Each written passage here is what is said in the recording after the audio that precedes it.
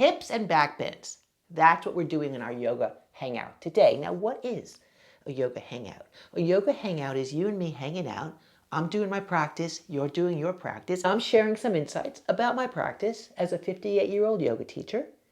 And maybe you're practicing along with me. Maybe you're adapting and adjusting the poses and the stretches so that they work for you. But most of all, what I want to do in these practices is hang out and elevate the conversation about the potential and practicalities of a useful and usable yoga practice.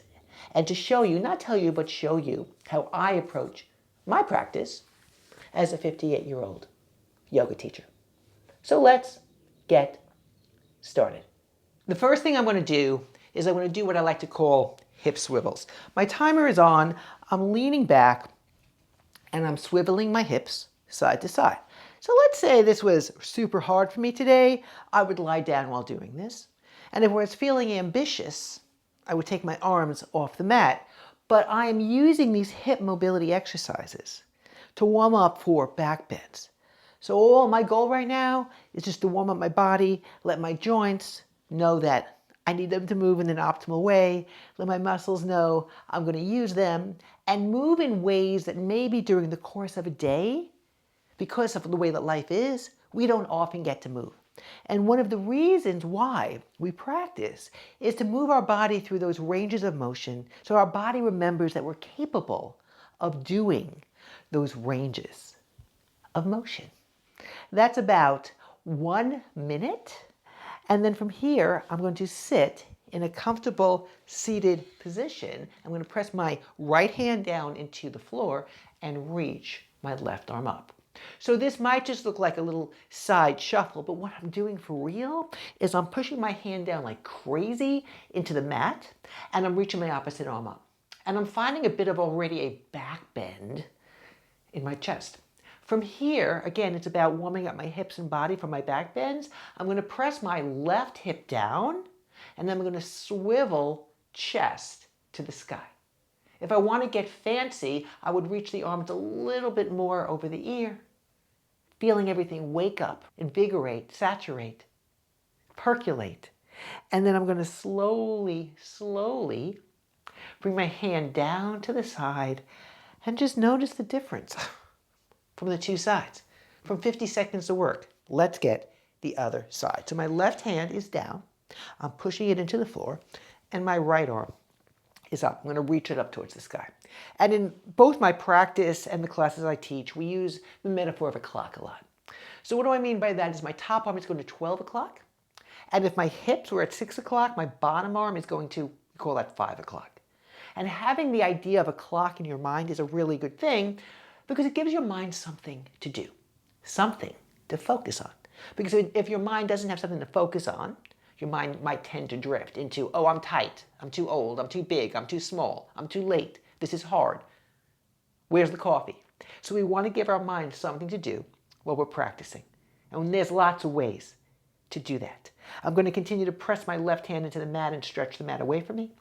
I'm going to take my right hip and anchor it down towards the floor. And because I want to get fancy and share with some more information about my practice, I'm going to take that right hip and I'm going to spin it back. And then I come to the center. For 1 minute, we're just going to go into a super functional downward facing dog, which means I'm going to be coming up, woo, and down. And we're doing this in such a way that it feels good. If any reason I was feeling tired today, I might come up and hold it for a few seconds and then come down. But I want my body to get warmed up, ready, capable, and prepared for what's to come. We're going to do that 2 more times, and then we're going to go into my favorite and probably the most important movement we're doing in this practice today, the spider lunge. We have 1 more, and then we come down. So for a spider lunge, my favorite thing that we're doing today is take the left foot forward and the right foot back, and both hands are on the floor. My hands are going to push into the floor, and we're just going to prepare by going back and forth a few times. And then once I'm sure that I want to go a little bit deeper, and every day is a little bit different, right? This is a yoga hangout, see what's working for you. Taking my left hand onto my left shoulder, and my left elbow is going to go towards the floor. But let's just say I was super tight today. I would use one of my yoga blocks and take my elbow to touch the yoga block. And over time, maybe I would remove the yoga block. Being able to touch the floor does not mean you're enlightened, I wish. It just means you're able to touch the floor. So the main thing we want to remember in our practice is we want to be able to progressively and intelligently do a little bit more each time. And if anything feels like it's too much for today, it probably is. Take it back a notch. Let's get one more time. That elbow is touching the mat. We're going to hold it there. Push elbow into the mat. Press the opposite hand into the mat. Bring your attention to your breath and take a deep breath. Inhale. Other side. Spider lunge. So we take the opposite foot. That'd be the right foot forward. Hands are on the floor. And that's how you kind of test to make sure you're ready for what's coming next. If all's going well, you take your right hand to your shoulder and you aim your right elbow towards or on the mat. And what's so fabulous about this movement is that, like everything else in practice, it's adaptable and adjustable. If I felt really tight today, I'd grab one of my yoga blocks and I'd bring my elbow into the yoga block instead of aiming it towards the floor. If for any reason this was too much for me today, I'd maybe even take my elbow to touch my leg like that instead of touching the floor. Progress takes time. Usually not as much as you think, but it does take time. But it can or will be accelerated if you train smartly and add a little bit in each time. That was 1 minute. Now we're ready for our back bends. So the first one, pretty simple, is a simple bridge pose, which means my head is down, my feet are on the floor. I want to push into my feet. I'm going to come up into a bridge. And we could go over and do a million different bridges, but right now, I'm doing the bridge I brought with me today. I'm doing the bridge that's already in my body, that I'm already good at, because there's going to be harder things coming. And I want to have a measure of success in my brain and in my body before I take on anything hard. So let's have some success. Let's have something familiar. And this first bridge or this first back bend, we do the one that we're already good at. And we allow ourselves to not push all the time, but to simply be okay with how far we have come. That was 1 minute. Now I'm going to zip my legs together, squeeze my knees together, bring my arms together, and bring myself back up into the bridge. But now it's a different bridge. It's not the bridge that comes easily for me. I'm going to lace my hands underneath my back. I'm going to push my forearms and my upper arms into the floor. I'm going to come up. Now, if this was too much for me today, I'd lower my hips. But since I want to go a little bit deeper in my back bends today, I'm going to come up, I'm going to squeeze my knees together, and I'm going to bring my attention to my lower back. There's an arch in it, and it's not wrong, but I'm already kind of good at that. I don't really mean it like I'm good at it.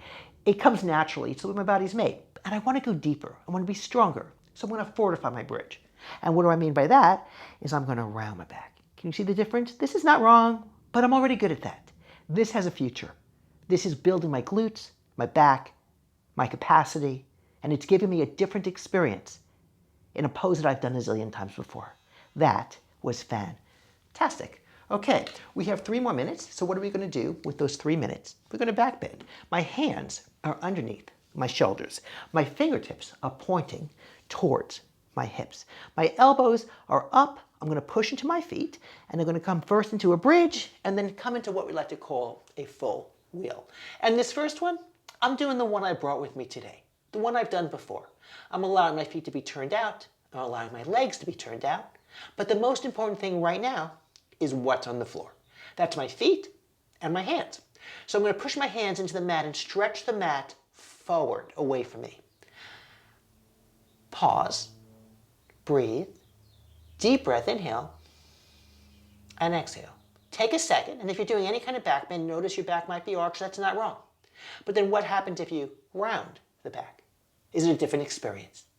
What happens if your bridge is a little bit different than the one you brought with you today? Then I'm going to come down. I'm going to take a second here. I'm going to do one more of those bridges, but we're going to change it a little bit. We're going to take the feet a little narrower. We're going to point the toes straight ahead. It's as if you have a yoga block between your thighs, which we do in a ton of our classes, but we're not doing it today. Hands are underneath the shoulders. We're going to pop up into our bridge. And my feet naturally turned out, and that's not wrong. It feels great. But I want to go a little bit deeper today and do a different kind of bridge. So I'm going to turn my toes to face front. And I'm going to drive my thighs slightly towards each other. And I'm going to have a different experience in a back bend. And I'm going to learn something new about the body I've lived in all my life. And isn't that exciting? Especially when you've lived in your life. Lived in your body for so many years. Pushing my hands into the mat. Pushing my feet into the mat. Rounding my back. Take a deep breath, inhale, and exhale. And then we're going to slowly, slowly bring ourselves down. I'm going to turn this into bow pose, which will feel so fantastic when you're prepared for it. But if you're not prepared for it, you train for it. You get stronger, more mobile with our other classes on the channel. So I'm going to take my feet, I'm going to grab my shins. I'm going to kick my shins back. I'm going to lift my chest. I'm going to stop talking and indulge myself with deep breathing.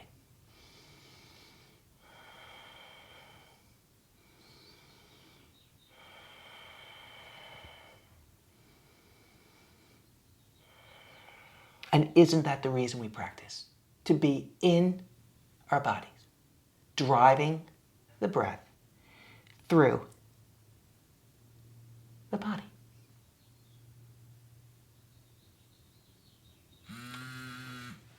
That was 12 minutes. Then I bring myself up. And the way I like to end practice is by breathing deeply. And sometimes I think the reason why we practice, not sometimes, all the time, the reason why we practice is not for the fancy poses, even though, yeah, they can be fun once in a while. And it's not even for the strength and mobility so that we can function in our day-to-day life, even though that's essential and important.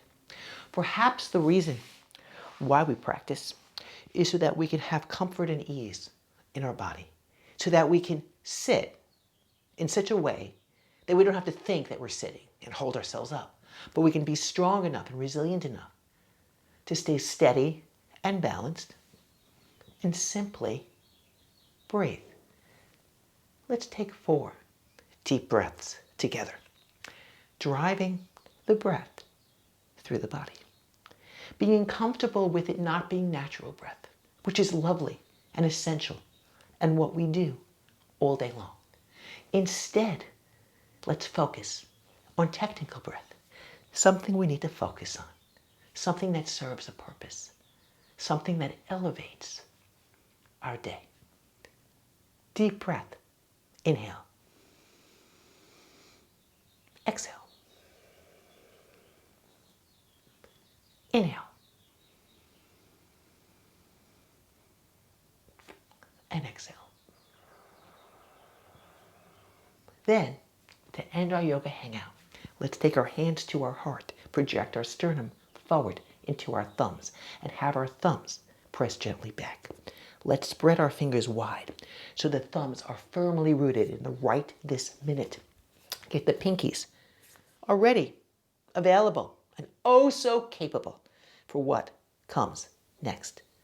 Let's take a moment to acknowledge ourselves, each other, the day, the opportunity to hang out and build a personal practice at this time, in this place. Please raise your thumbs to your third eye and bow your head forward. Note that this feeling of potential is available to us at all times. And everything we've built in this practice, it's always been there. We simply uncover it, recover it, and discover it with consistent, intelligent, extremely hard work. And whenever you're ready, lift the head and open the eyes. Let's continue to build our practice. Reach out with your questions. I am here.